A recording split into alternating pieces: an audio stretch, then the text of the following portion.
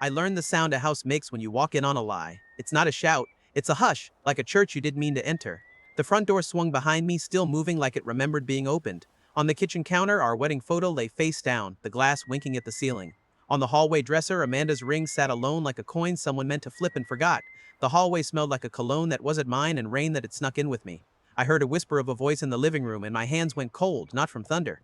I stepped forward, and the pine floor sang my weight the way old wood does when it knows your patterns. Amanda stood by the couch, hair loose, eyes set to a dimmer switch I didn't recognize. On the other side of the room, my best friend Derek stood with his hands up like a man at an invisible border. The door behind me clicked in a way I'll hear in winter when the house contracts. For a second, the three of us were a painting of people who met in an emergency and decided to pretend this was normal. Hey, Derek said, and the word felt like something you'd say walking into a stranger's garage sale. Amanda, I said, because her name came first in my life. She lifted her chin like it was heavy. Nate, you're home early.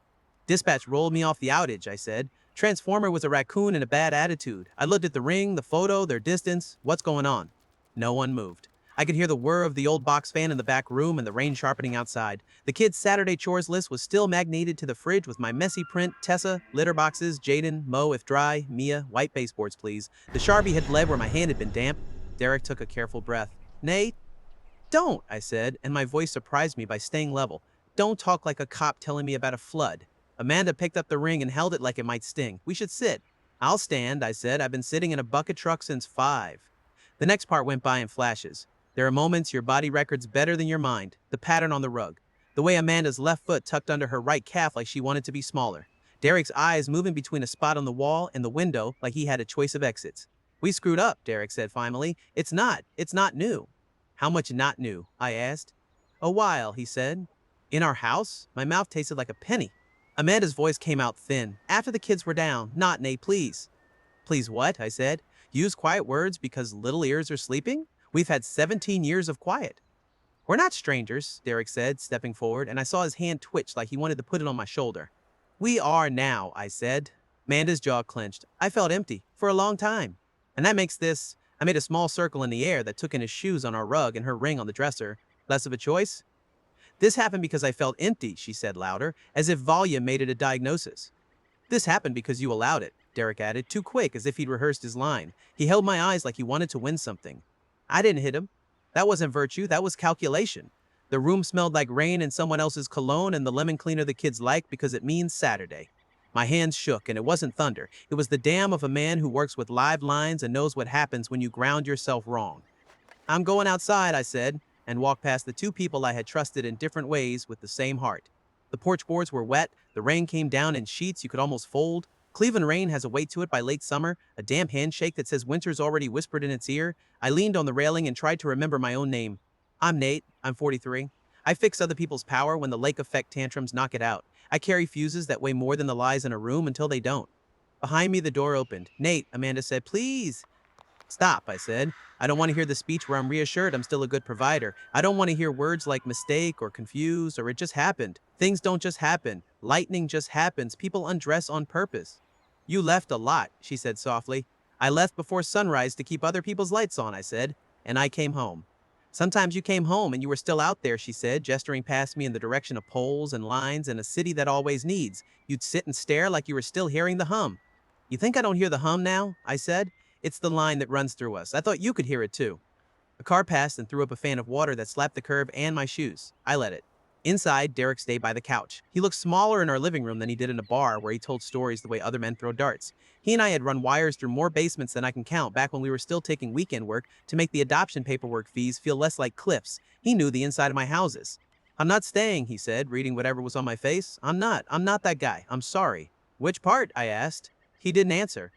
He left past me with his shoulders sloped like a man carrying a rolled-up version of himself. He kept his eyes on the steps, and his shoes made soft squeaks on wet wood. His truck started with a cough I recognized. Amanda stood next to me, arms crossed against the cold that had nothing to do with the weather. I'm sorry, she said, and the word was too light, a balloon you say for kids. You can't say sorry to the beam you cut, I said. It will still fall. We didn't say the kids' names. That tells you something about what kind of people we were even in a ruin. We were two adults on a porch holding the weight of 3 rooms with posters and backpacks and a girl named Mia who spells things phonetically because the world has not yet taught her not to try. I slept on the couch that night, even though the couch had been where my friend had sat with my wife earlier that day and now felt like a crime scene to my skin.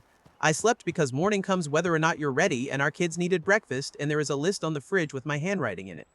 In the morning, the house was the kind of quiet that isn't peaceful. Jaden trudged in first, tall and kind, hair in his eyes, the boy who had entered our lives at 9 and now was 6 foot in his socks and good at taking apart anything with screws.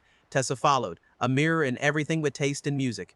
Mia came last, socks sliding across the kitchen tile in a way you can't make yourself forget even if you want to remember other things more. "Why are you on the couch?" Mia asked, pancake-mouthed.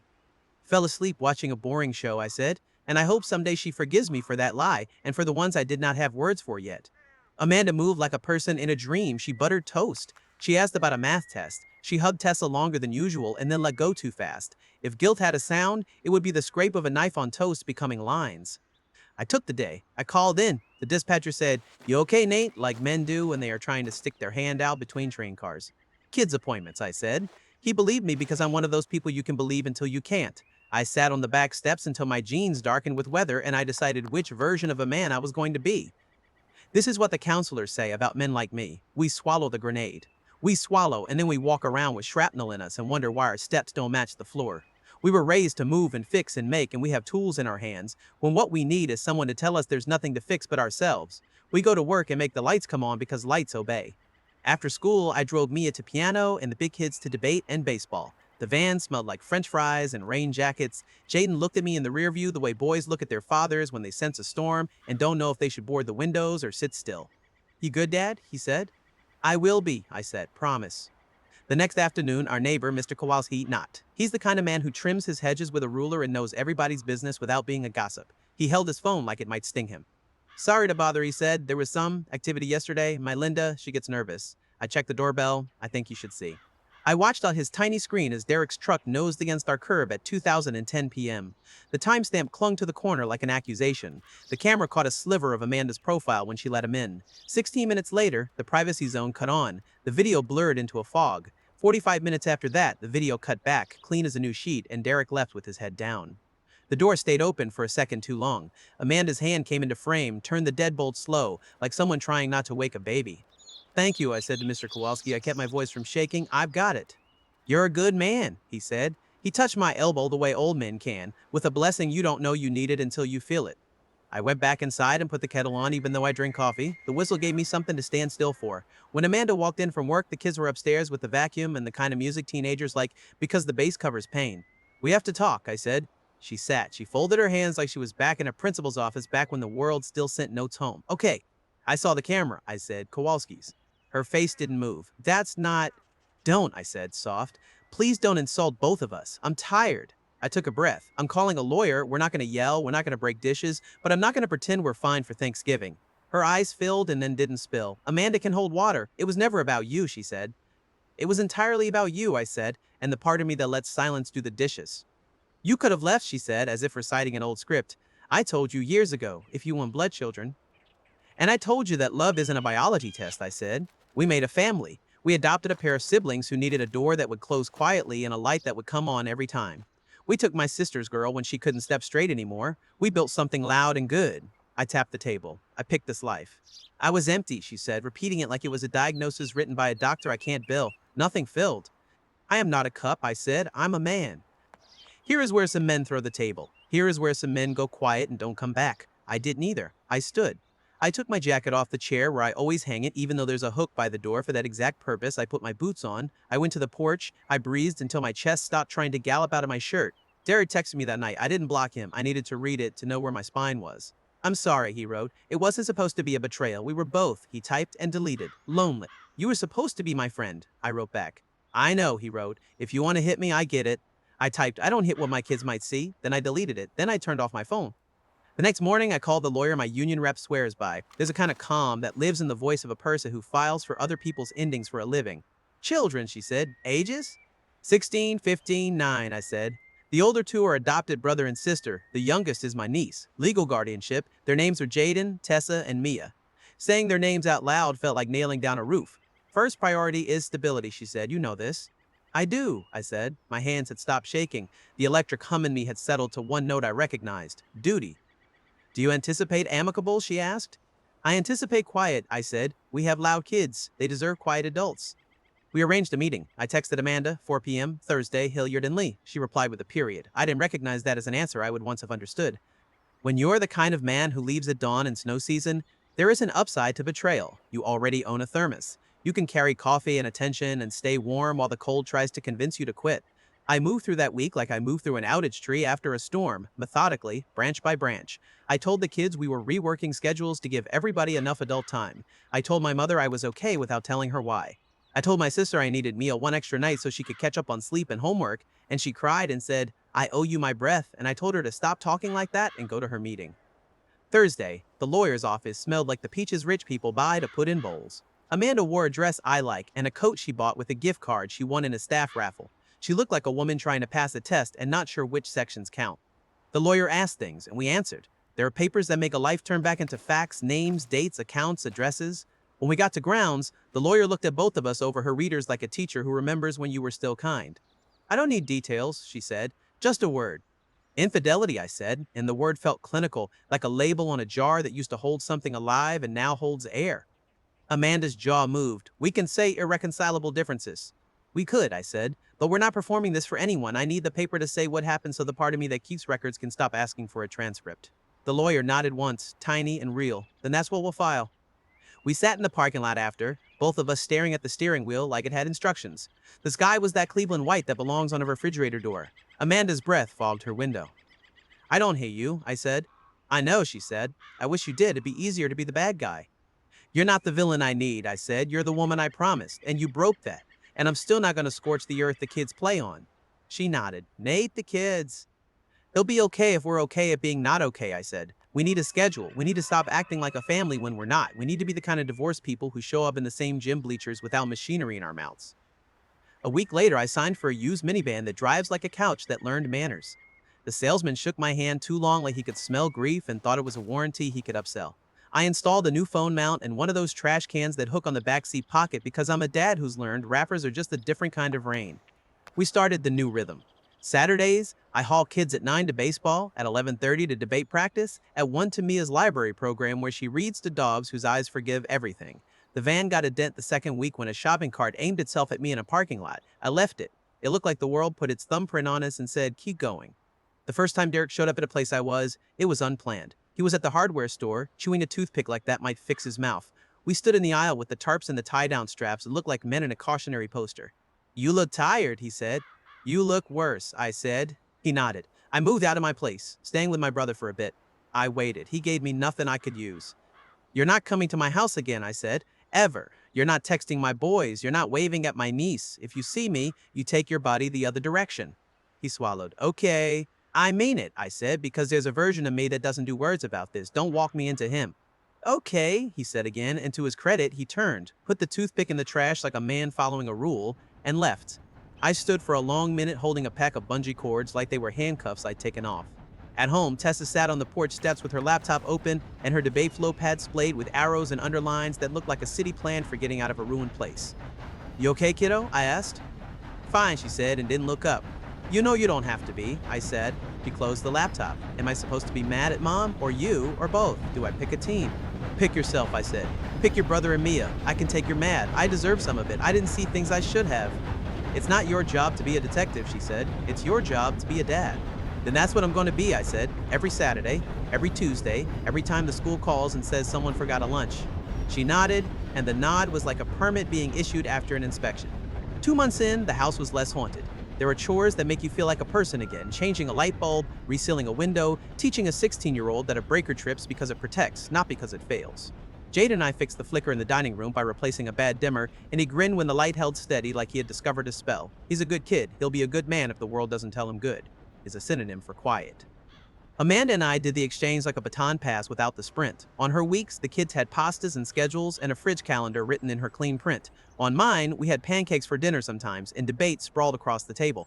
We did not ask who cooked eggs for whom in the months before. We did not compare calendars like wounds. We handed each other the baton and did not drop it. That's what grown looks like when you've broken the thing you're growing in. People talk. Cleveland is a big, small town. The school secretary looked at me with those eyes people use when they are trying to place a rumor with a face. The coach clapped me on the back too hard, like I needed to be nailed upright. Mr. Kowalski brought over a pie his wife made and then apologized because it was apple, and he remembered too late that Amanda hates cooked fruit. We ate it anyway with ice cream. Mia declared it illegal good, and I could breathe for almost an hour without noticing. The worst was the quiet between 10 and midnight, when the house has put itself to bed and you are alone with your own inventory. There are only so many times you can wipe a counter that is already clean. I tried to be grateful for the things that remained: a coffee mug shaped like a lighthouse Mia made at camp, a picture of the kids at Edgewater Beach with hair in their mouths from the wind, the sound the furnace makes when it ticks alive and the house seems to sigh in relief. I'm an electrician. I love reliable hums. Once, Amanda texted, "I'm sorry I broke it." I stared. I typed it was ours. I didn't send it. I typed, "I hope you find what fills you," and deleted that too. Then I put my phone face down and went to set the coffee for a morning that would come whether or not I drafted the perfect reply. On the first snow one, of those early ones that dust the lawns and then melts by noon, the three of us loaded into the van for baseball in a gym that smells like socks and old Triumph. "Seat warmer," Mia announced from the back like she discovered a planet. "Don't use it unless your hands have fallen off," I said. "We're not made of money." "What are we made of?" she asked. "Stubborn," I said, and she giggled. And it was the best sound I'd heard since the door clicked on a day I couldn't forget even if I wanted to. After practice, we hit the drive-thru that knows our order too well. The teenager at the window said, "Milkshakes?" And I said, "Not today." And he said, "Respect," like I had done something warlike. On the way home, the clouds broke for an hour and the lake threw back a kind of light that makes even the salt-stained cars look gilded. Tessa took a picture and didn't post it, and I felt a stupid, primitive relief that some things could be kept. "You still love Mom?" Mia asked around a French fry. "I love who I promised," I said. "And I love you. The rest is grown-up math that doesn't fit in the back seat." "Math stinks," she said. "Some of it," I said. "Other parts balance." By spring, the divorce was a paper and a stamp. Our lawyer nodded like a midwife with clean hands. We walked out into a day that smelled like thaw and mud, and Amanda turned to me with an expression I couldn't read, like she'd been given lines in a play she didn't audition for. "Thank you," she said. "For what?" I asked. "For not making me into a villain with the kids," she said. "You did what you did," I said. "They'll make their own math as they grow. I won't write their answers for them." She nodded and got into her car, and I watched the taillights bloom and then fade and felt in my body what absence weighs when you're strong enough to pick it up without dropping yourself. The first summer without us as a unit, the van ate miles like it was hungry. Saturdays weren't scheduled, they were declaration. 9 a.m., we were clapping at a field where the grass is always a little too long and the chalk lines insist the world can be divided into safe and out. 11:30, we were in a high school classroom where kids in blazers and sneakers argued about the ethics of surveillance with more grace than most mayors.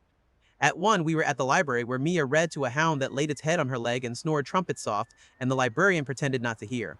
I have never been hugged harder than I was that summer. Jaden started the arm slap tough guy thing, then he'd fold me in like he'd learned a better language. Tessa hugged me like a test she no longer needed to study for. Mia's hugs were full body, feet off the ground, monkey cling. There is a theology that says grace is unearned favor. That's what those hugs felt like God had decided to use small arms to lift a large man. Sometimes, at night, after I put them to bed and the dishwasher made that low water song, I'd sit on the back step and let the dark be what it is. I'd think about the first hallway with the ring and the photo and how quickly a whole life can tilt on an object. I'd think about Derek saying, "You allowed it," like a man trying to make gravity take the blame. I'd think about Amanda saying, "Empty," and wonder what hole I tried to fill with duty. Then I'd stop because the thing about holes is they will take as much as you pour. I started running again, not far, not fast, just enough to let my breath draw a chalk outline around the suburb night and make me feel like a person moving under his own power. I waved at Mr. Kowalski when he watered his lawn with the intensity of a surgeon, and he waved back. And then, once, he said, "Good pace," and it felt like I'd been given a civic medal. On a Sunday in late August, Amanda and I both ended up at the same game. The kind of overlap you can't avoid without making the kids be the ones who keep the schedule in their heads for you. We stood on opposite sides of the bleachers, both of us holding coffee cups with lids that pop off if you breathe wrong. Between innings, Mia ran to her mother and then back to me like a kid living both halves of a life she didn't choose. Amanda looked at me over Mia's head and we both smiled without our mouths. After the game, Tessa wanted a picture with both of us and the coach, with the sun in his eyes and the field looking like it had been painted. We stood close and didn't touch and both put a hand on our shoulders, and I thought, this is what we can be, a steady shape around a child, even when the inside of that shape is not a marriage anymore. When the fall rains came again, I didn't step onto the porch and feel a house tilt. I felt a man in a sweater who knows how to fix a GFCI and also knows when to call a plumber. I felt the shape of my life without the need to narrate it to anyone who wasn't in the van. That winter, an ice storm took down half the east side and I worked 70 hours and slept in my truck, And when I walked through the door Saturday night, the kids had taped a banner across the kitchen that said WEK Eat the Lights on Dad, and the grammar made me laugh and cry at the same time. Mia handed me a mug of cocoa and burned her tongue and yelled in outrage, and we all laughed, and it was the sound of a house that still believes in itself. Some nights, when the wind comes off the lake and makes the blinds rattle like old bones, I remember Derek's line, and it makes something in me want to go out into a parking lot and pick a fight with a shadow. But I don't. I keep the peace I promised as if it were a fuse that feeds a whole neighborhood. A counselor once told me that men like me need permission to feel the thing that isn't rage. So here it is. I was sad. I was embarrassed. I felt like I had failed a test I didn't know I was taking. I mourned the version of us that existed in the frames on the stairway. The one where Amanda's laugh could shake dust from the banister and mine could answer like a floorboard ready to take another 1,000 steps. I mourned it the way you mourn a house that burns. You stand outside and watch until the last ember goes dark and try to remember where the couch was and why the couch is what you're thinking about when your bed is upstairs gone to smoke. I am not a hero. I am a father with a van and a schedule and a job where people only say thank you when something has gone wrong and you made it right. I am a man who believed love and duty were synonyms and learned that they're cousins at best. I am the hand on a shoulder in a pose picture after a game, and the driver of a route that repeats every Saturday like a prayer that stops being words and becomes breath. If you saw me, you wouldn't know any of this. You'd see a guy in a ball cap who looks like he knows where the breaker box is. You wouldn't see the part of me that still hears a hush when doors swing. You wouldn't see the ledger I keep in my head of the things I did and didn't do, the debits and credits of patience and attention, and the stupid shame of not being someone some days looked at and said, alive. But if you were in my kitchen the day the banner went up and the cocoa scalded and the laughter landed so hard the spoons on the counter trembled, you'd understand why I kept breathing. You'd understand why I bought the van and the trash can and the phone mount and that dent in the rear panel and decided to be a man who moves toward the things he promised, even if the person he promised to isn't the same, even if the promise now is a different shape. I told you at the start that a house makes a sound when you walk in on a lie. It also makes a sound when you tell the truth. It's quieter, it's not cinematic, it's a kettle that whistles and a child calling your name from upstairs, and a dog 2 houses down who barks at the mail, and a neighbor who says good pace and a furnace that ticks alive on a February morning when the world outside your windows is a color called Cleveland. It's the sound of a life that didn't end where you thought. Two questions for you. If your best friend crossed your living room in shoes that didn't belong there, would you burn the house down or learn to live in what's left with dignity? And when someone tells you emptiness is why they broke a promise, is that a reason to stay in patch or a reason to set healthy distance? Like, comment, and subscribe for more first-person stories that start in the rain and end with the lights on.